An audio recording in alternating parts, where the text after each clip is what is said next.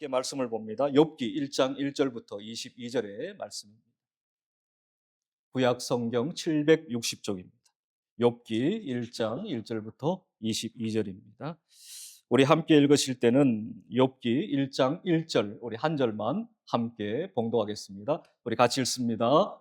우스 땅에 욥이라 불리는 사람이 있었는데 그 사람은 온전하고 정직하여 하나님을 경외하며 악에서 떠난 자들아. 아멘. 기도합니다. 아버지 하나님 감사합니다. 하나님의 말씀 앞에 두려워 떠는 자가 되게 하시고 하나님의 말씀에 우리의 생명을 거는 자가 되게 하여 주옵소서. 오늘도 생명의 말씀을 듣습니다. 하나님 우리에게 말씀하여 주시고 이 말씀을 통하여 우리의 영육의 소생을 경험하며 다시 한번 하나님의 말씀 가운데 거하며 살고자 하는 거룩한 열심과 열망이 우리 가운데 샘솟게 하여 주옵소서. 예수님의 이름으로 기도합니다. 아멘. 우리 좌우에 계신 분들과 한 번 더 인사할까요? 큰 은혜 받읍시다. 그렇게 한번 인사합시다. 미국 이민 목회를 하시는 강준민 목사님이 계십니다. 그 강준민 목사님이 쓰신 책 중에 벼랑 끝에서 웃게 하시는 하나님의 은혜라는 제목의 책이 있습니다. 그 책 서문에 보면 이렇게 소개합니다. 벼랑 끝은 위험한 곳입니다. 벼랑 끝은 고통스러운 곳입니다. 두렵고 떨리는 곳입니다. 놀랍고 무서운 곳입니다. 흑암이 깃든 곳이고 아픔과 슬픔이 가중된 곳입니다. 여기가 중요해요. 그러나 바로 그 벼랑 끝에서 하나님의 은혜가 임합니다. 아멘. 벼랑 끝이 누구에게나 있습니다. 그러나 그 벼랑 끝에서 우리는 비로소 하나님을 만나고 하나님의 은혜를 경험하며 체험하게 된다는 것입니다. 혹여나 여러분들 가운데 인생의 벼랑 끝에 서 계신 분이 혹시 계십니까? 이제 한 발짝만 더 나아가면 천길 낭떠러지로 훅 하고 떨어질 수밖에 없는 그러한 벼랑 끝에 서 계신 분이 계십니까? 기억하십시오. 그 벼랑 끝이 하나님을 만나는 곳입니다. 그 벼랑 끝이 하나님의 은혜를 경험하는 곳입니다. 그곳에서 우리는 하나님의 능력을 맛보아 알게 될 것입니다. 따라서 인생의 벼랑 끝은 절망의 장소가 아닙니다. 하나님의 능력과 은혜를 경험할 수 있는 소망의 장소임을 우리가 믿습니다. 이것이 하나님의 역설이며 이것이 하나님의 신비입니다. 세상은 도저히 이해할 수 없는 거예요. 어떻게 인생의 벼랑 끝에서 절망 아닌 소망을 가질 수 있는가? 인생의 벼랑 끝에 서면 이제 벼랑 끝에 떨어질 수밖에 없는 그러한 인생인데 어떻게 거기에서 소망을 가질 수 있는가? 어떻게 거기에서 하나님을 만날 수 있는가? 어떻게 거기에서 하나님의 능력을 경험할 수 있는가? 그러나 성경은 우리에게 이것이 하나님의 역설이며 이것이 하나님의 신비로움임을 우리에게 증거해 줍니다. 오늘 성경도 인생의 벼랑 끝에 선 한 인물을 우리에게 소개해 줍니다. 그가 누구입니까? 우리가 너무나 잘 아는 욥입니다. 욥의 인생 가운데 벼랑 끝은 아마도 욥이 살면서 한 번도 생각조차 해보지 않은 것일 겁니다. 나는 인생의 벼랑 끝을 경험하지 않을 거야. 왜냐하면 욥은 누구보다 하나님을 경외하는 자였기 때문이에요. 오늘 1절을 다시 보십시오. 우스 땅에 욥이라 불리는 사람이 있었는데 그 사람은 온전하고 정직하여 하나님을 경외하며 악에서 떠난 자더라 그랬습니다. 이쯤 되면 인생의 벼랑 끝을 경험할 이유가 없는 자일 것입니다. 왜요? 하나님을 경외하며 악에서 떠난 자이기 때문입니다. 또 하나, 욥은 하나님이 주신 복으로 부요함을 누린 자였기 때문입니다. 구약 성경에 부요함이라는 것은 하나님이 주신 복의 결과라고 그들은 믿었습니다. 그러므로 하나님이 욥에게 이 부요함이라는 복을 주셨고, 욥은 그 하나님이 주신 그 부요함이라는 복을 누리며 사는 자였습니다. 그러므로 욥은 단 한순간도 나는 인생의 벼랑을, 아니 인생의 벼랑 끝을 나는 경험하지 않을 거야 라고 생각했을지 모릅니다. 욥기 1장 2절과 3절을 제가 읽습니다. 그에게 아들 7과 딸 셋이 태어나니라. 그의 소유물은 양이 7,000마리요 낙타가 3,000마리요 소가 500결이요 암나귀가 500마리이며 종도 많이 있었으니 이 사람은 동방 사람 중에 가장 훌륭한 자라. 그렇게 욥을 평가하고 있습니다. 그리고 마지막입니다. 무엇보다 욥은 하나님께 인정받는 자였기 때문이에요. 8절로 갑니다. 우리 같이 한번 읽어볼까요? 여호와께서 시작. 여호와께서 사탄에게 이르시되 내가 내 종 욥을 주의하여 보았느냐. 그와 같이 온전하고 정직하여 하나님을 경외하며 악에서 떠난 자는 세상에 없느니라. 세상에 없다. 하나님께 인정받는 자였습니다. 한번 곰곰이 생각해 보십시오. 이쯤 되면 욥이 벼랑 끝에 설 이유가 됩니까? 욥이 벼랑 끝에 설 이유가 전혀 없어요. 그런데 이러한 욥에게도 인생의 벼랑 끝이 찾아옵니다. 오늘 그 이하의 말씀을 우리가 함께 상고할 텐데, 욥이 극심한 무시무시한 벼랑 끝에 서 있음을 우리에게 보여줍니다. 욥도 자신의 인생에서 이런 벼랑 끝을 절대 상상하지도 못했을 겁니다. 그러나 욥은 지금 상상 속의 벼랑 끝이 아닌 현실 속에서 실제하는 인생의 벼랑 끝에 서 있습니다. 4명의 종들이 욥에게로 뛰어옵니다.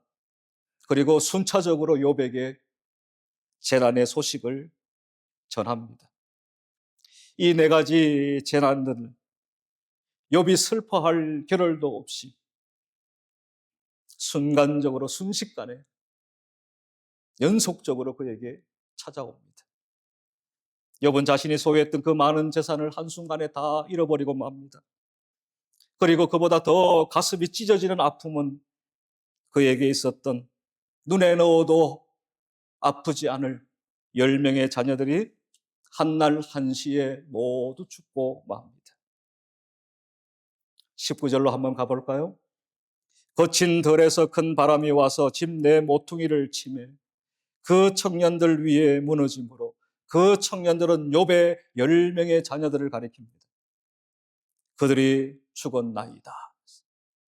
나만 홀로 피하였으므로 주인께 아래로 왔나이다 한지라. 모든 재산을 다 잃어버리고 말았습니다. 그리고 사랑하는 10명의 자녀들이 한순간에 다 죽고 말았습니다. 이러한 인생의 벼랑 끝에 욥은 서 있습니다. 이보다 더 인생이 경험할 수 있는 비참한 처참한 벼랑 끝은 없을 겁니다. 따라서 사람들은 욥을 가리켜 고난의 대명사라고 부릅니다. 혹자는 욥기를 가리켜 더 이상 욥기를 욥기라고 부르면 안 된다라고 말합니다. 오히려 욥기는 엽기라고 부르는 것이 마땅하다라고 할 정도로 욥이 당한 그 고난은 너무나도 극심한 것이었습니다. 너무나도 비참하며 처참한 것이었습니다. 누구보다 높은 벼랑 끝에 지금 욥은 서 있습니다. 우리의 인생도 그와 같습니다. 때로는 인생이 잘 풀려갈 때도 분명히 있습니다. 인생이 승승장구할 때도 있습니다. 그러나 또한 한순간에 이러한 벼랑 끝을 경험할 수도 있습니다.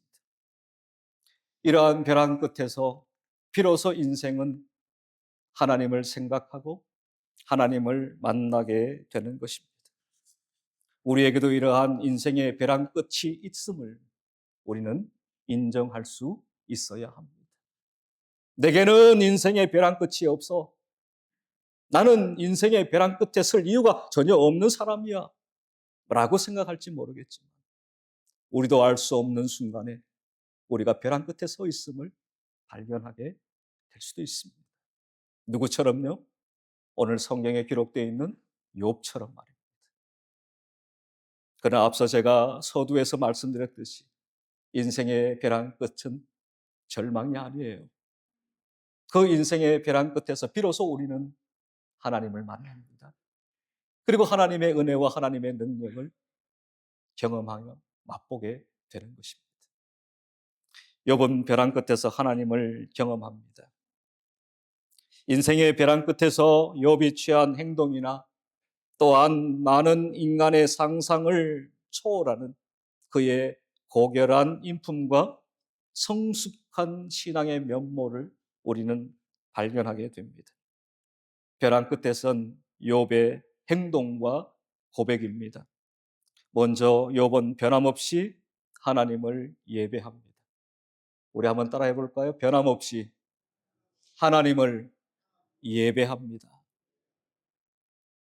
많은 경우 벼랑 끝에 서면 아무런 생각도 나지 않습니다.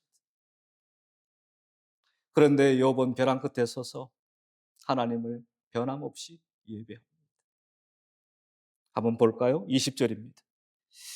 욥이 일어나 겉옷을 찢고 머리털을 밀고 땅에 엎드려 뭐하며 예배하며라고 말씀합니다.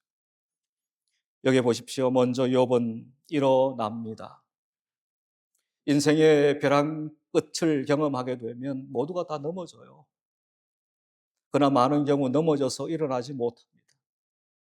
그러나 욥을 보십시오. 넘어졌습니다. 그러나 욥은 다시금 일어섭니다. 무엇을 하기 위해? 하나님을 예배하기 위해 일어섭니다. 혹시 여러분들 가운데 넘어져 계신 분들이 계십니까?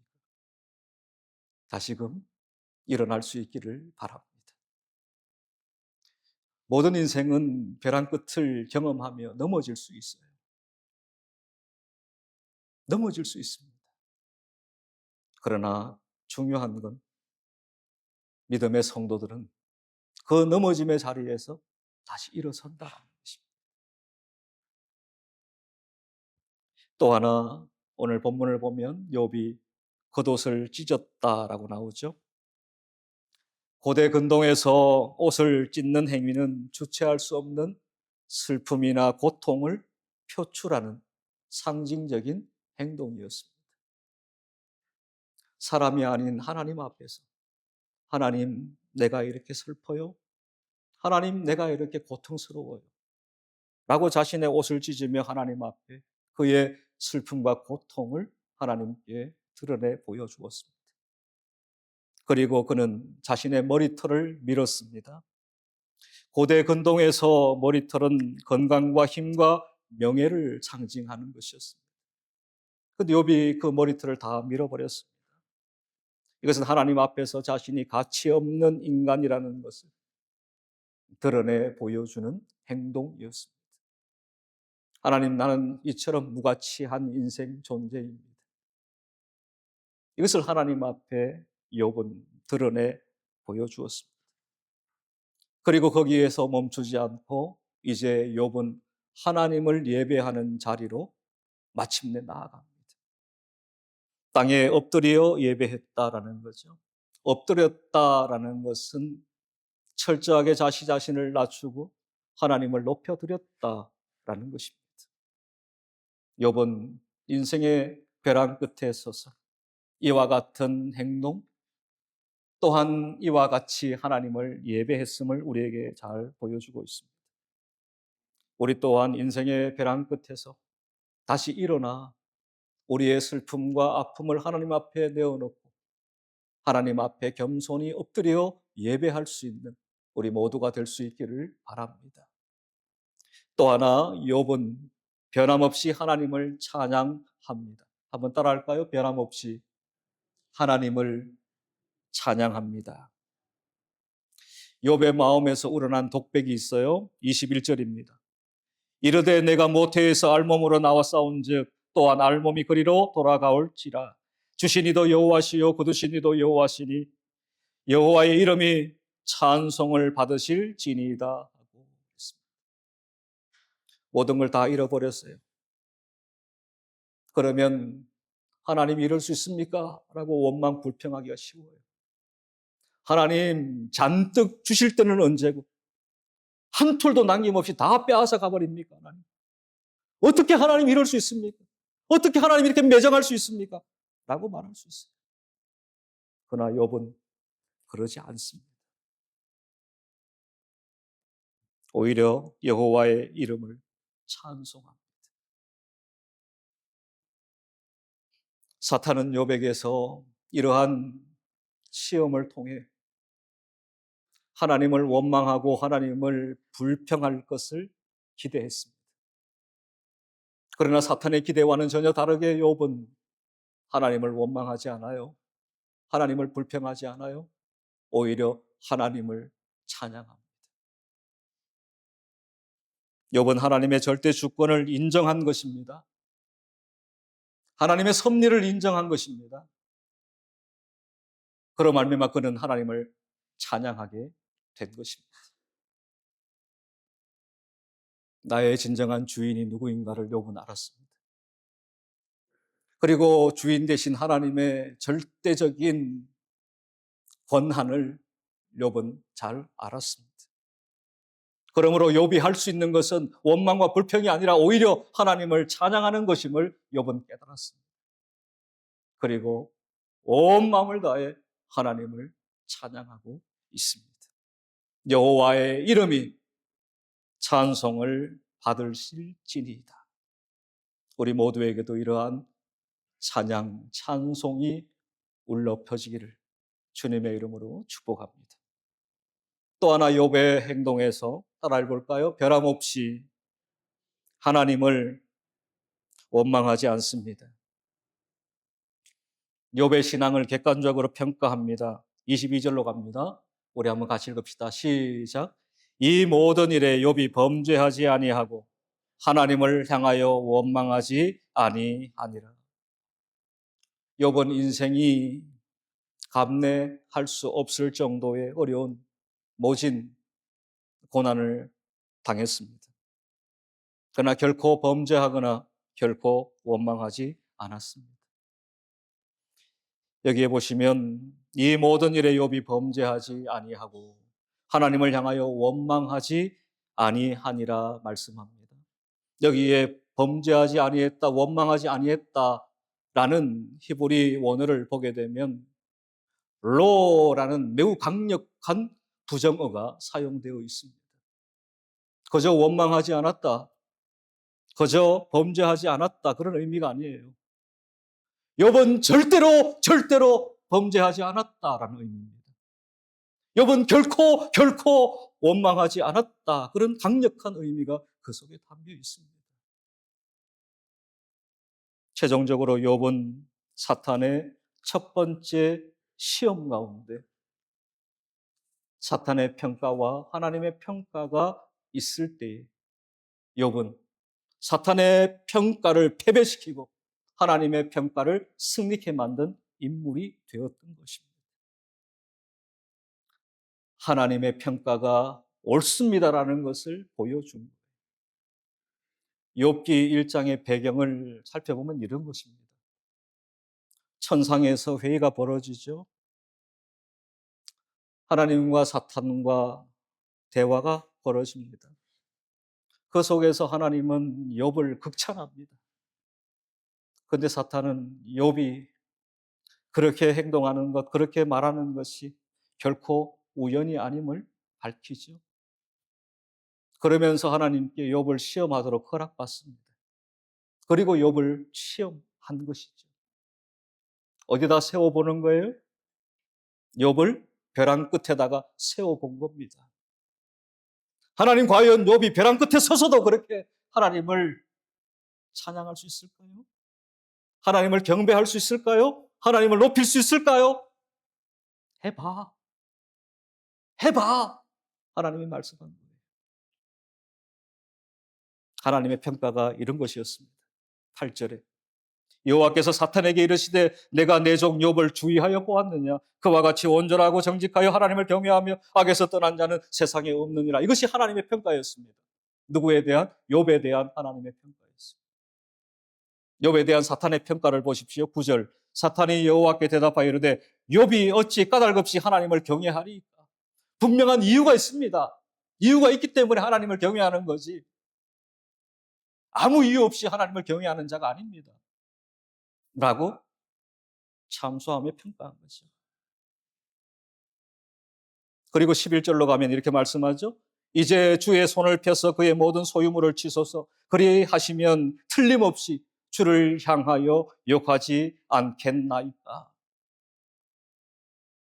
하나님 욥에게 주신 모든 소유를 다 빼앗아 보십시오.